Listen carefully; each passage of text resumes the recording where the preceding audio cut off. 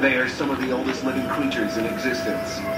Left over from a prehistoric era, these giant 2,000-pound living dinosaurs have been called everything from sea monsters to sexy mermaids. But now, 60 million years later, the reign of the manatee appears at its end. With man's increased encroachment on their coastal habitat, their numbers are diminishing daily due to collisions with watercraft. The result, this fragile species is on the brink of extinction. Still, for those manatees who can be rescued after one of these collisions, there is now hope that they can be brought back to health and even re-released back to the wild. So where do you take a living prehistoric animal to mend its wounds?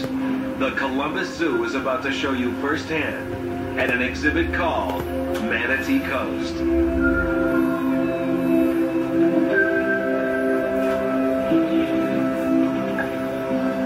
This is the northernmost exhibit of manatees in North America. When you come to Manatee Coast at the Columbus Zoo and Aquarium, you're not just seeing manatees, you're seeing manatees in their environment.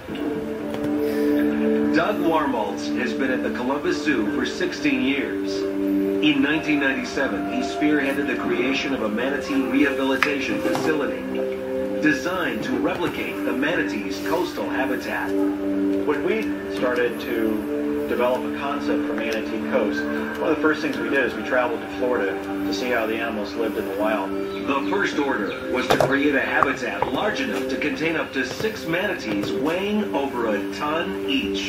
To do this, Doug and the design team literally gave them a small ocean, 190,000 gallons in all.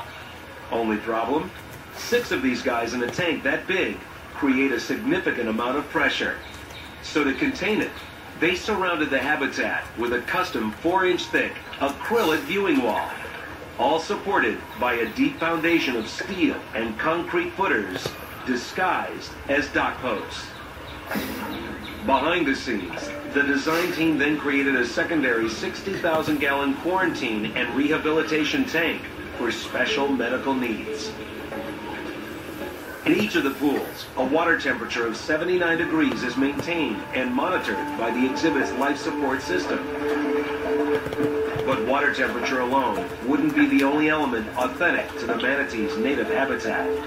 To complete the landscape, Doug and the team also added a dense mangrove forest that even came with its own tide. It's on its own separate filtration system, and it has a tidal flux over a 24-hour period. It goes through 2 tidal fluxes just like you would experience in the wild. Still, Manatee Coast is in Ohio, meaning the zoo also had to find a way to keep colder air temperatures out.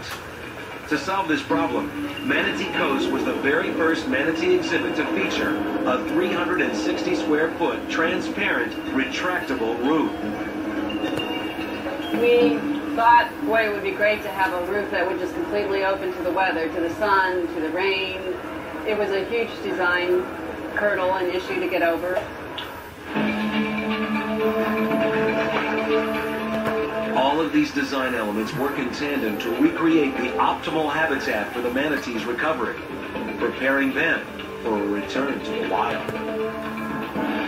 When construction was finished in spring of 1999, the exhibit was ready for its first residents.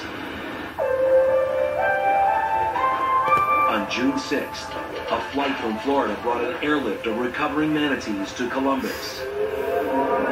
Manatees are mammals, and they could therefore be transported out of water. Still, the possibility of stress from the move required the staff to continuously monitor the animals during the transport.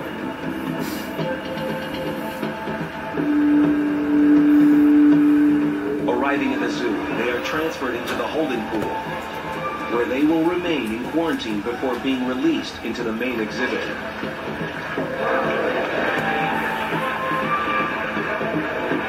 When the manatees first arrived, that was a huge deal. It was something that the whole zoo got behind. With the transfer a success, it was now up to manatee keeper Martha Schenk to make sure that the needs of these massive mammals were met. Each manatee is different. You become attached to different animals in the same way that you would become attached to different people. Weighing in at over 2,000 pounds is Gene. It's our largest animal. You can see the scars down the left side of his back. Those were incurred from a meeting with a motorboat. The 670-pound Snorty also arrived with propeller scars. After a collision he suffered from cold stress and was lucky to be alive. Cold stress is the equivalent to frostbite in humans, and if the animals are in water colder than 68 degrees, they can get hypothermia and die. And he was found in water that was in the 40s. To restore the manatees' health and to build up their weight, they would be fed a diet of vegetables, primarily romaine lettuce. These guys can eat up to 10% of their weight a day in vegetation.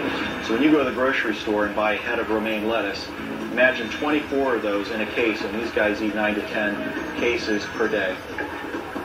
We have a series of chutes along the front edge of the exhibit where we stuff romaine heads in to stimulate natural bottom-feeding behavior. And this is pretty much the way manatees would eat and behave in the wild. For the public looking through the glass, manatees might look imposing, but despite their enormous weight, they are actually quite docile. Manatees have no self-defense mechanisms and they have no aggression. They just eat, sleep, and play all day long.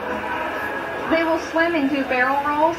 They will grab a hold of each other and mouth on each other, and they'll play follow the leader. When we have a lot of public, Gene will take the far section of the pool and do barrel rolls, and as he swims past the acrylic, he slows down so he can see the people. But if this pool wasn't already crowded with these 4 living dinosaurs, soon the staff would have their hands full with the arrival of one more, a sick orphan baby named Turtle. Coming up, frightened, scared, and malnourished, Turtle arrives in critical condition, and now the staff must race to save him before the species loses one more. That's next, when Ultimate Zoo returns.